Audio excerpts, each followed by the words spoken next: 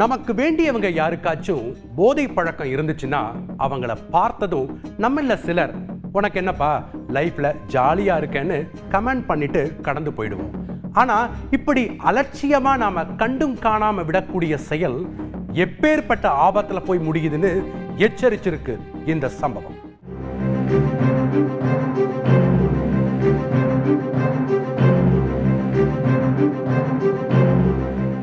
Mass murder இந்த மண்ணுக்கு ஒன்றும் புதுசு இல்ல. ஒரே குடும்பத்தைச் சேர்ந்த 4 பேர் மிக கொடூரமான முறையில கொல்லப்பட்டிருக்காங்க. அந்த குடும்பத்தை நம்பி வாழ வந்த மற்றொரு இளம்பெண்ணையும் சேர்த்து மொத்தம் 5 பேர். ஆனா கொலையாளியோட கவுண்ட் அதை விட அதிகம். சார், நான் என்னோட அம்மா, தம்பி, பெரியம்மா, பெரியப்பா, பாட்டி, லவ்வர்னு மொத்தம் 6 பேரை கொன்னுட்டேன்னு சொல்லிதான் அந்த நபர் போலீஸ்ல சரணடைஞ்சிருக்காரு.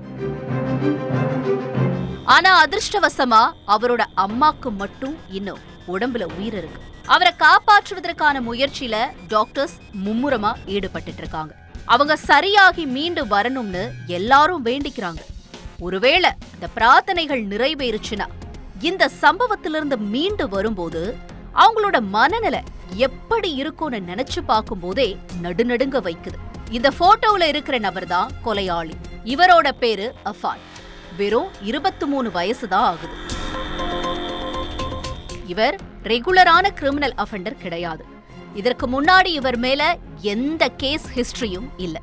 இன்ஃபேக்ட் அப்ராடுக்கெல்லாம் சுற்றுலா போயிட்டு வர அளவுக்கு வெல் டு டூவா வாழ்ந்த குடும்பம் தான் அஃபானோடது. போலீஸோட இனிஷியல் இன்வெஸ்டிகேஷன்ல கொலையாளியோட தந்தை ரஹீமுக்கு எக்கச்சக்கமான கடன் இருந்ததாகவும் அது திரும்ப செலுத்த முடியாத விரக்தியில தான் எல்லாரையும் கொன்னுட்டேன்னு அஃபான் வாக்குமூலம் கொடுத்திருக்காரு.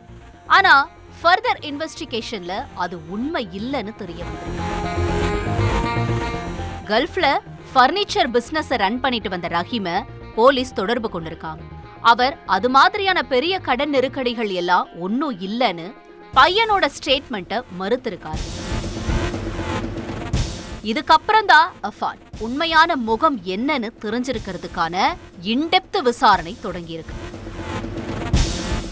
வெளியில கேர்ள் ஃப்ரெண்ட், காஸ்ட்லி லைஃப் ஸ்டைல்னு பந்தாவா வாழ்ந்த அஃபான் உள்ளுக்குள்ள மிகப்பெரிய ட்ரக் அடிக்ட்னு சொல்லப்படுது. நமக்கு எப்படி உணவு இன்றியமையாத தேவையா இருக்கோ அது மாதிரி தான் அஃபானுக்கு போதைப் பொருள் அத்தியாவசிய தேவையா இருந்திருக்கு. காதலிக்கணும்னாலும் சரி, இல்ல மற்றவங்க கிட்ட சந்தோஷமா பழகணும்னாலும் சரி, அஃபானோட உடம்புல ட்ரக் இருந்தா மட்டும்தான் அவரால ஆக்டிவா இருக்க முடியும். அது இல்லனா அஃபான் ஒரு உயிருள்ள பொம்மை, அவ்வளவுதான்.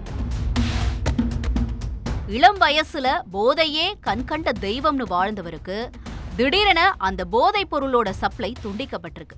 பெத்தவங்களும் உறவினர்களும் நண்பர்களும் அஃபான போதை பழக்கத்திலிருந்து மீட்கிறதுக்காக அவருடைய செலவுக்கு பணம் கொடுக்க மறுத்திருக்காங்க. ரெகுலர் கஸ்டமராவே இருந்தாலும் கடன் அன்பை முறிக்கும்னு சொல்லி ட்ரக் டீலரும் அஃபான் பணம் கொடுக்காம அவருக்கு சரக்கு கொடுக்க தயாரா இல்ல. இந்த சூழல்ல தான் அஃபான் கூடவே இருந்தா அவர் சரியாகிடுவாரு என்ற எண்ணத்துல அவரோட கேர்ள் ஃப்ரெண்ட் ஃபர்சானா காதலனோட வீட்டுக்கு 2 நாளைக்கு முன்னாடி வந்திருக்காங்க. இவங்களோட காதலுக்கு பெற்றோர்களும் சம்மதம் தெரிவிச்சதால ஃபர்சானாவுக்கு அஃபானை நிக்கா பண்ணிக்கிற எண்ணமும் இருந்திருக்கு.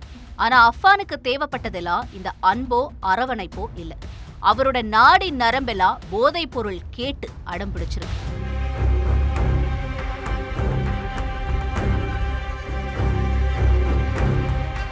இந்த சூழல தான் சம்பவத்தன்னைக்கு அஃபானுக்கு கடைசியா ஒரு முறை ட்ரக் கிடைச்சிருக்கு. அதுதான் லாஸ்ட் டைம் அப்படிங்கறத அவரோட மூளை ஏத்துக்க தயாரா இல்ல. தன்னோட சந்தோஷத்துக்கு தடை போட்ட அத்தனை பேரையும் உசுரோட விடக்கூடாதுன்னு அஃபானோட அசுர மனம் அன்னைக்கு அவருக்குள்ள கொலை வெறிய தூண்டியிருக்கு. அத்தனை பேரையும் கொல்ல தீர்மானிச்சிருக்காரு. முதல்ல வயசுல பெரியவங்க என்ற முறையில பான்கோட் பகுதியில உள்ள பாட்டி வீட்டுக்கு போன அஃபான் அங்க 88 வயது பாட்டி சல்ஃபா பீவிய சுத்தியால அடிச்சே கொண்டிருக்காரு.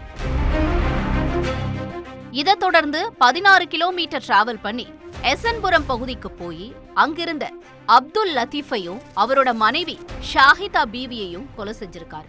3 உயிரை கொன்னு குடிச்ச பிறகோ அஃபானோட ஆத்திரம் அடங்கல. கொலைவெறி மூட்லயே வெஞ்ஞார மூட்ல உள்ள அவரோட சொந்த வீட்டுக்கு திரும்பி இருக்காரு. அங்க இருந்த பெற்ற தாய் ஷெமியையும் தன்னை நம்பி வாழ வந்த காதலி ஃபர்சானாவையும் மிக கொடூரமா கொலை செஞ்சிருக்காரு அஃபான்.